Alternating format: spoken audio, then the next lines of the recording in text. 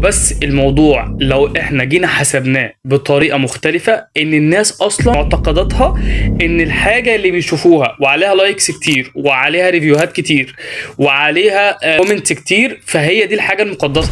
سوشيال ميديا ايه؟ ده شويه فشله، ناس فاضيه مالهمش اي حاجه.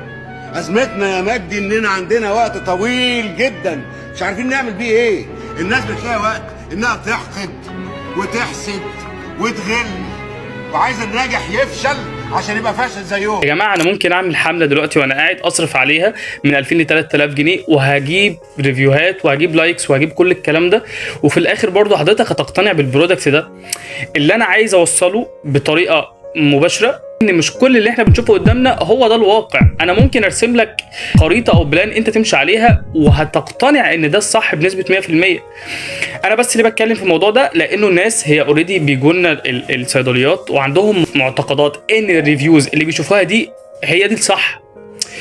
تحاول تغير وتقنع اللي قدامك يقول لك لا انا عايز ده. يا جماعه اللي حضرتك جايبه ده هو اصلا مش مناسب بالنسبه لك، وفي نفس الوقت مش هو ده اللي حضرتك محتاجه. انت محتاج حاجه تانية ومحتاج حاجه تكون مناسبه لحضرتك.